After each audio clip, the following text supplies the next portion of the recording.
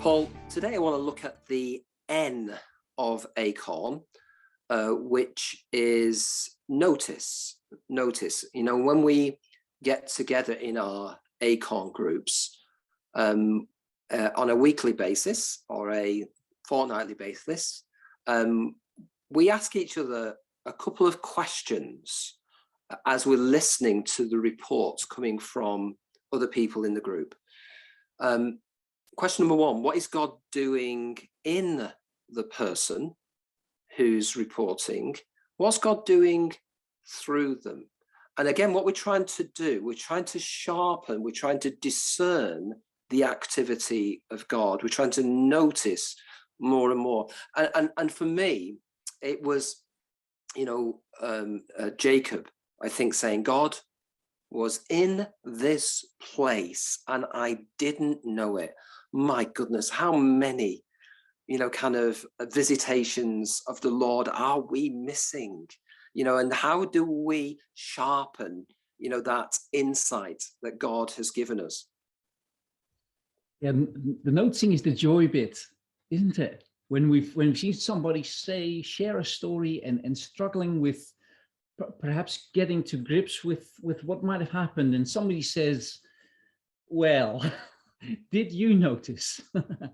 And it is just so wonderful that we can do this together, but that we miss things, and our vision is broadened, and our faith is deepened, and our eyes are cast further, because we're actually seeing that, whoa, God was at work in my life. And everything, in the noticing, everything comes together, doesn't it?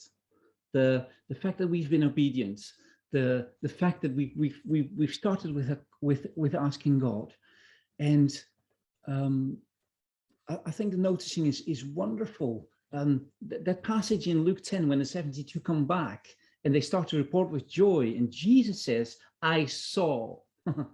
So the noticing is key. Definitely. And it's almost like, kind of God leaves fingerprints behind.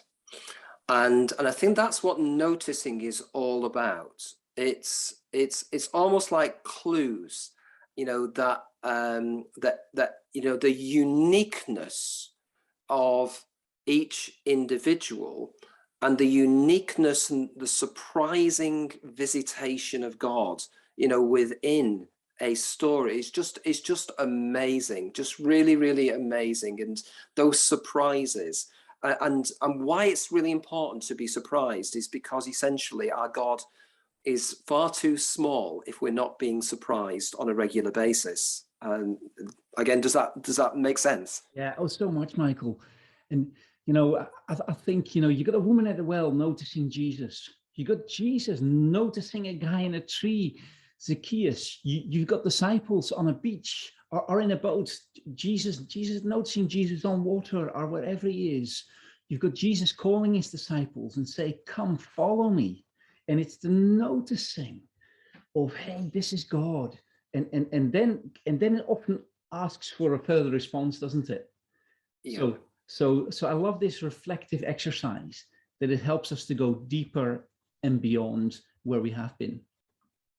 Yeah, and as you're saying that, in concluding our thoughts on this, is that noticing is worship, isn't it?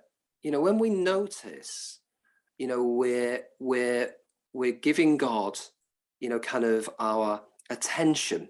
We are noticing, the wonderful things of what God is doing in our lives and in the lives of other people, and so therefore, it is part and parcel of our relationship, with the Father, and as we deepen our relationship, we will notice more and more. Well, my goodness, again, we have nowhere near plumbed the depths of noticing, but I think that is good enough for today.